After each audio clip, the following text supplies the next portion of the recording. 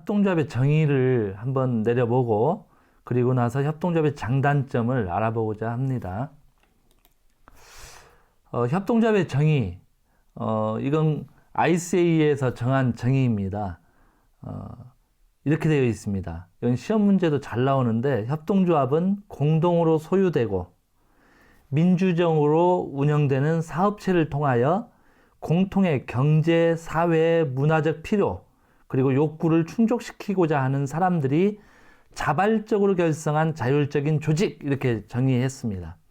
여기서 가장 중요한 핵심은 민주적으로 운영되는 사업체라는 것과 필요와 욕구를 충족하고자 함, 그리고 자발적 결성입니다.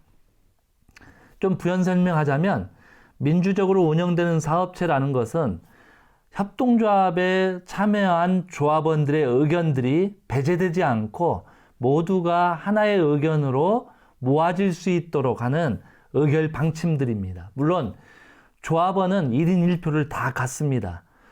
출자금을 1,000만 원을 내어도 한 표밖에 되지 않습니다. 주식회사는 주식의 보유수가 표로 결정되지만 협동조합은 이것과 무관하게, 금액과 무관하게 1인 1표로 진행이 되고 의견이 배제되지 않도록 소통하고 배려한다는 게 민주적 운영이 되는 사업체다라는 뜻입니다. 또 하나 필요와 욕구를 충족하고자 한다라고 하는 그것은 각각의 필요가 달라지면 협동조합이 운영될 때 대단히 어려움이 많습니다. 그래서 협동조합은 조합원으로 가입된 모든 사람들이 공통적으로 필요와 욕구를 충족하고자 하는 어떤 목표가 있었을 때 대단히 잘 진행될 수 있습니다. 그래서 협동조합 정의에 필요와 욕구를 충족하고자 또는 공통의 경제, 사회, 문화적 필요와 욕구를 충족하고자 이렇게 명명했습니다. 마지막으로 중요한 자발적 결성의 자율적 조직이라는 이 말, 이것은 국가나 또는 지역사회나 타인에 의해서 강요되는 조직체가 되어서는 안 된다라는 겁니다. 협동조합은 자발적으로 결성되어야 되고 자율적 조직이다라고 하는 그것은 협동조합은 두 가지의 토끼를 잡습니다. 한 마리의 토끼는 가치 토끼이고 한 마리는 이윤의 토끼입니다.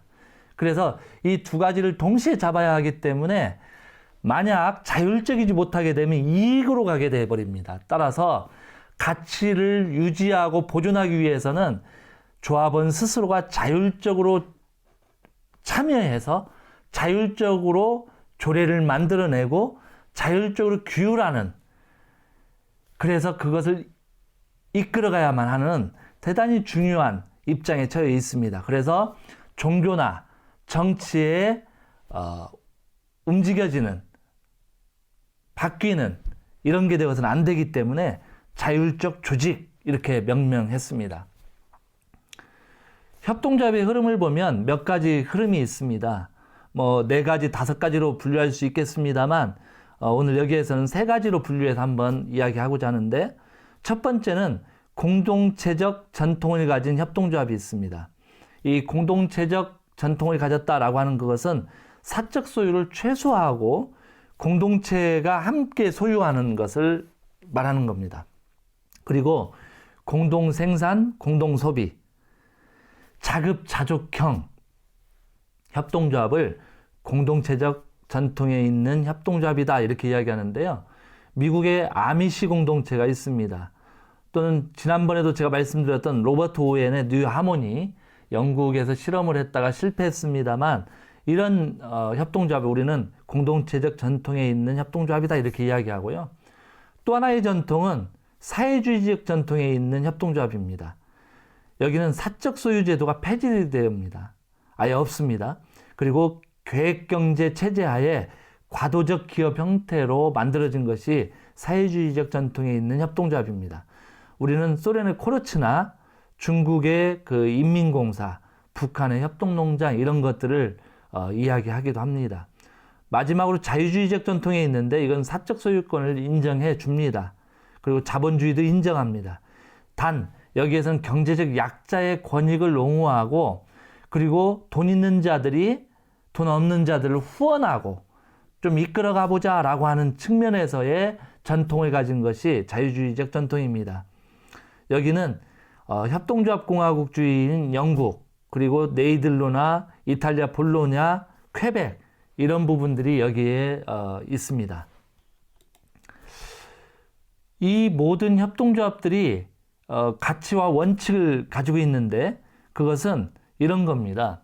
기본적 가치는 자조해야 된다라는 겁니다. 누구의 도움을 받는 게 아니라 조합원 스스로가 스스로 돕고 간다. 그리고 아까 민주적 운영이다 했던 것처럼 한번 결정이 되면 그것은 자기 책임에 따라서 움직여야 합니다. 그리고 민주주의를 대단히 기본 가치로 갖습니다. 또한 평등과 형평과 연대, 이 6가지를 기본 가치로 삼습니다.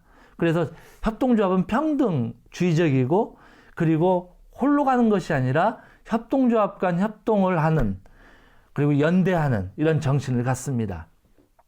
윤리적 가치로서는 정직, 공개, 사회적 책임, 타인에 대한 배려를 하는데, 사회적 책임이라고 하는 이것은 기본적으로 협동조합은 협동조합 조합원뿐만이 아니라 협동조합이 소속한 지역, 지자체 또는 국가 이런 데 사회에 책무를 다해야 된다라는 겁니다. 함께 가야 된다라는 것입니다.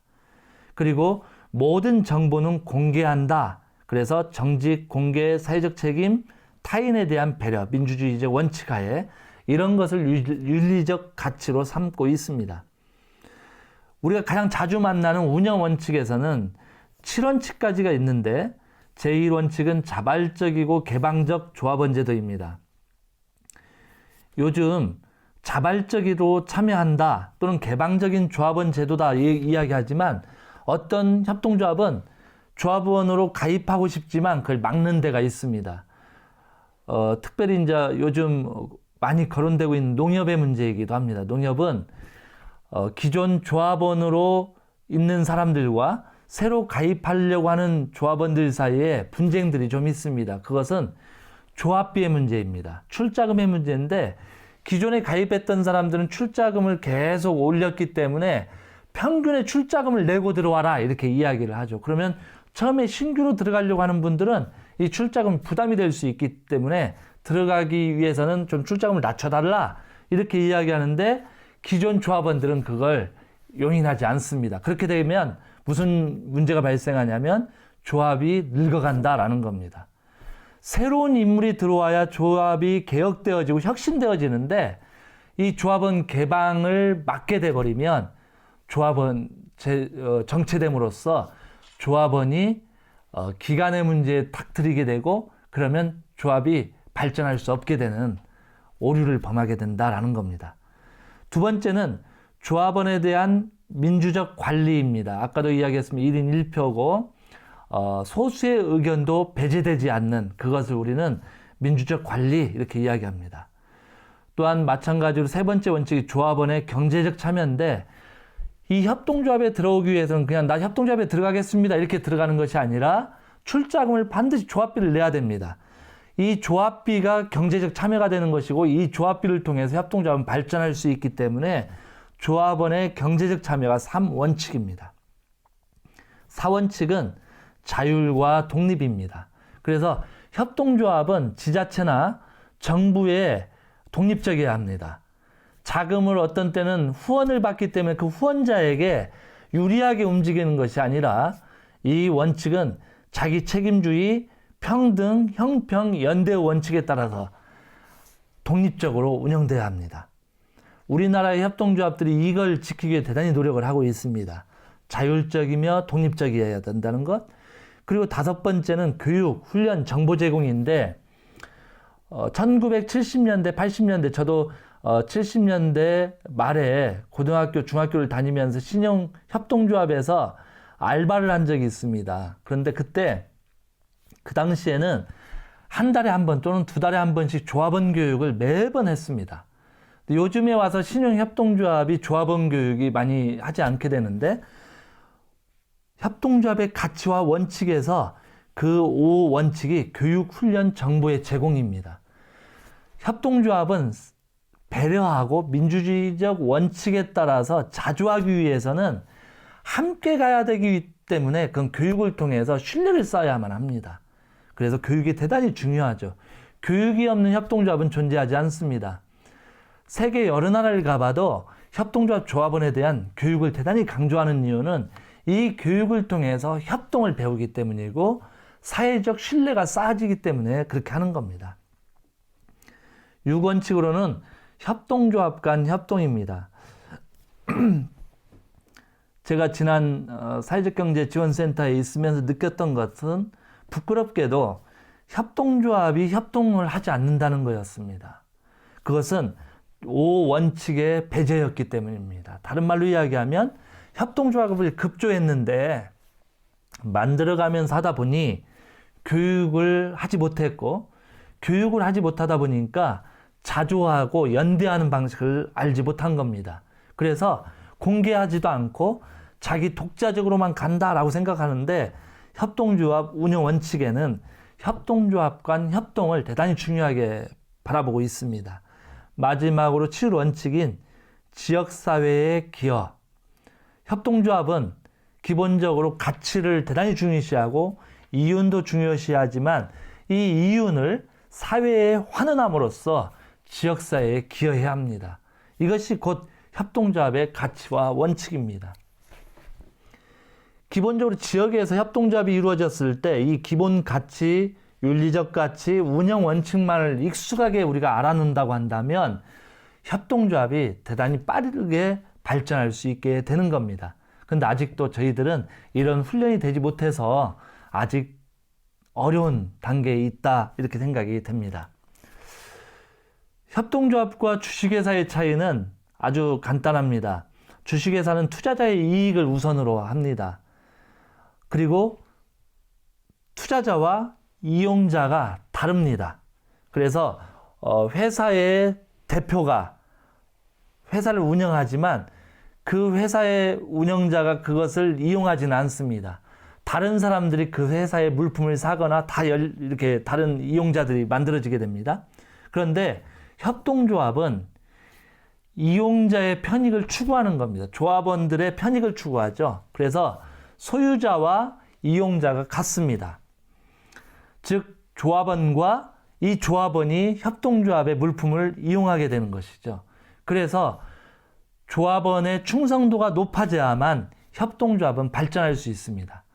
예를 들어 LG나 삼성을 우리가 사용하게 될 때 충성도와 무관합니다. 그것은 LG의 상품이 좋으면 나는 삼성도 살 수 있고 LG도 살 수 있고 대우 것도 살 수 있습니다만 협동조합은 내가 어떤 협동조합에 가입되어 있으면 그 협동조합의 물건을 사줘야만 이용고 배당도 받을 수 있고 그 협동조합이 발전할 수 있게 되는 겁니다.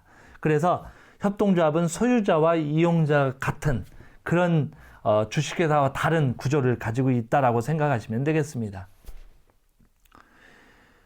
협동조합의 상대적인 단점들이 있습니다. 조금 협동하고 연대하고 평등을 주장하고 그리고 민주주의적 원칙하에 운영되는 건 대단히 좋은 일이지만 그럼에도 불구하고 협동조합이 어려움에 처하는 것들은 한 3가지의 문제를 발생하게 되는데 그 첫 번째는 무임승차자들의 문제입니다. 무임승차자라고 하는 것은 자기 편의대로 회사를 바꾼다는 거죠. 협동조합을 바꾼다는 뜻이에요. 그래서 충성도를 보이지 않는 겁니다. 다른 말로 이야기하면 한살림의 조합원이 한살림의 좋은 상품을 사다가 아이쿱에서 좋은 상품이 나오면 아이쿱으로 이동하는 겁니다. 조합원은 아이쿱과 협동조합으로 다 가입해 놓고 그렇게 되면 충성도가 높다라는 말은 한 협동조합에 대해서 끊임없이 그 협동조합에 나오는 물품의 가격이 비싸더라도 그걸 사줘야만 나중에 그 물품의 가격들이 조절이 되는데 여기가 비싸다고 아이쿱으로 이동하게 되면 아이쿱의 물품 가격은 떨어지지만 자기가 소속되어 있는 한살림의 물품값은 그대로 유지되면서 한살림이 발전할 수 없게 되는 겁니다. 그래서 한살림이 함께 할 수 있도록 조합원이 그 한살림에 더 열심히 일해야 되는데 좋은 것만 선택하겠다라고 하는 것. 그러면 한살림은 끊임없이 발전하지 못한다는 것이죠. 그래서 무임승차자라고 보통 이야기하는데 이 무임승차자가 적을수록 협동조합은 발전하게 됩니다. 또 하나는 경영성과의 측정이 대단히 어렵습니다. 주식회사 같으면 주식의 등락폭으로 이 경영자가 잘하고 있구나 못하고 있구나를 판단할 수 있으나 이 협동조합은 이 경영성과 측정이 어려워서 조합원들이 이용하는 것 또는 이용하지 않는 것, 이것으로 이 협동조합이 경영이 잘 되고 있다 못하고 있다를 판단할 수 없기 때문에 이러한 경영 성과 측정이 대단히 어려운 부분이 발생하게 됩니다. 또 하나는 1인 1표의 표결로 가기 때문에 의사결정이 대단히 느려집니다. 그래서 의사결정 비용이 대단히 높아지게 되죠. 그러나 한번 의사결정이 되면 그것은 자기 책임주의이기 때문에 아주 신속하게 진행이 되지만 이 의사결정을 모으는 데 대단히 어려움이 있습니다. 그래서 이 세 가지를 극복하면 협동조합은 대단히 발전할 수 있게 되는데 이 세 가지를 어떻게 극복할 거냐? 이것이 앞으로 협동조합에 대단히 문제가 되기도 하고 이것을 극복하는 순간 협동조합은 발전하는 그런 단계로 나가게 됩니다. 아까 말했던 것처럼 집단적 의사결정, 이 의사결정 비용이 많이 소비되는데 이것을 극복할 수 있는 방법은 동질적 조합원으로 조합을 구성해야 된다는 겁니다. 예를 들어 커피 협동조합을 만들었다 하면은 그 조합원들이 커피의 매니아들이어야 된다는 겁니다. 그런데 커피와 무관한 사람이 어떤 사람이 가입하라고 하니까 가입했는데 이 커피를 사 먹을 이유가 전혀 없는 것이죠. 그러면 이 커피 협동조합은 유지가 되지 않습니다. 따라서 의사결정을 할 때도 커피를 좋아하는 사람이 좋은 커피를 만들기 위해서 개인의 의견들을 개진하게 될 것이고 그래야 발전을 할 수 있게 되는데 동질적 조합원들이 아니게 될 경우에는 그런 의사 개진이 되지 않습니다. 그래서 결국 의사결정이 느려지게 되고 그리고 의사결정이 되더라도 자기 책임을 회피하게 됨으로써 결국 협동조합이 어려움에 처하게 됩니다. 무인 승차의 문제, 이것은 결국은 이용고 배당을 높이거나 또 하나는 징벌적 벌칙을 가함으로써 한 회사에 또는 한 협동조합의 충성도를 높이는 방법, 그리고 마지막으로는 조직을 세분화함으로써 익명성을 없애는 겁니다. 어떤 조직에 나는 소속돼 있다라는 소속감을 분명하게 드러낼 수 있도록 조직을 확대하는 게 아니라 조직을 잘게 나누면서 익명성이 아닌 자기의 이름들이 드러나 있으므로 내가 여기에 충성을 해야 된다라고 하는 것을 강조했을 때 무임승차자의 문제는 극복할 수 있습니다. 경영자 통제가 안 되는 협동조합의 마지막 문제는 조합원 리더 양성이 관건입니다. 그래서 경영자와 조합원 리더가 서로 견제하면서 갈 수 있는 구조를 만들지 않으면 이 경영자 통제가 대단히 어려워집니다. 따라서 이 조합원 리더 양성은 교육을 통해서 끊임없이 교육을 통해 양성을 해야 되고 따라서 협동조합은 제5원칙에 교육의 원칙이 들어가게 되어 있는 겁니다. 협동조합이 그렇다고 해서 무한 발전을 하지 않습니다. 모든 회사나 사람도 태어나서 성장하다가 장년이 되었다가 노쇠하고 죽음에 이르듯이 협동조합도 마찬가지로 그렇게 가게 됩니다. 보통 협동조합의 발전 단계를 세 가지로 보고 있는데요. 1단계는 신뢰의 단계 또는 신뢰의 위기 이렇게 이야기하고 2단계는 경영의 단계, 경영의 위기 이렇게 이야기합니다. 3단계는 이념의 위기 이렇게 이야기하는데요.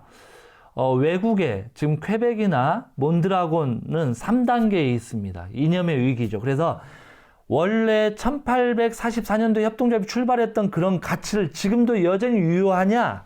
라는 문제에서 이념을 좀 더 확대하고 바꿔야 되지 않겠냐라는 논란이 있다고 한다면 한국은 신뢰의 위기에 있습니다. 아직도 협동조합이 발전할 수 있을까? 협동조합은 발전할 수 없어. 또는 우리는 지금까지 나 혼자 편하게 살았는데 왜 협동을 해야 돼? 라고 하는 문제들. 또는 영향력 있는 자들에 의해서 소수의 신념에서 출발하면서 이게 확대되지 못한다는 겁니다. 다른 말로 이야기하면 사회적 자본이 아직은 구축되지 않았다라는 것이죠. 그래서 우리나라는 한국은 특별히 신뢰의 위기에 닫혀 있습니다.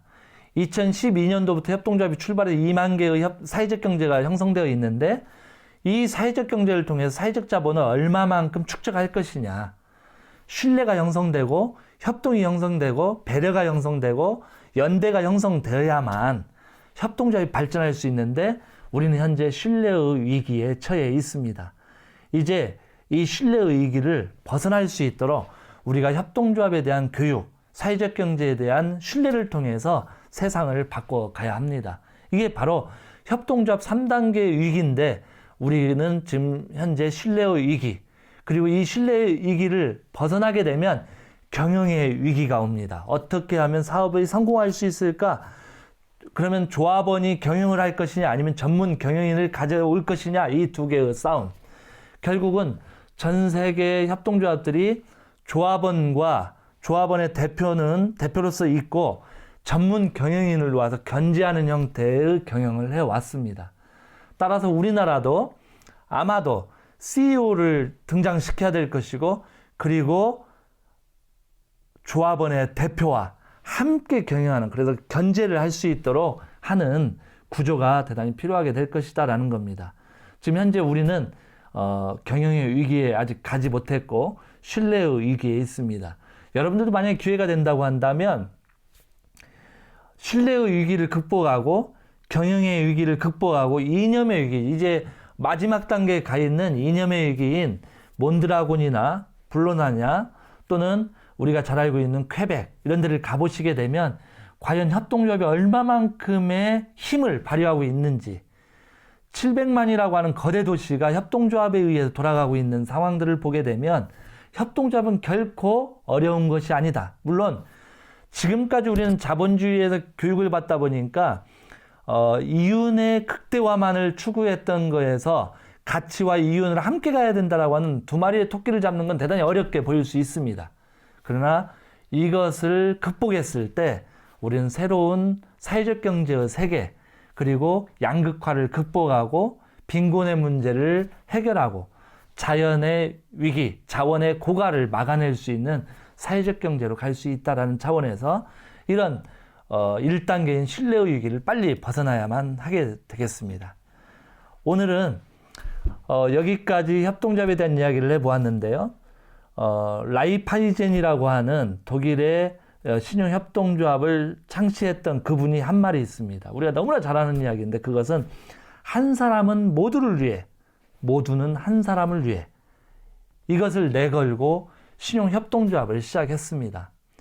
우리나라도 나 혼자만을 위해가 아니라 나는 모두를 위해, 모두는 소외당한 한 사람을 위해 간다고 한다면 협동조합이 새롭게 시작될 겁니다.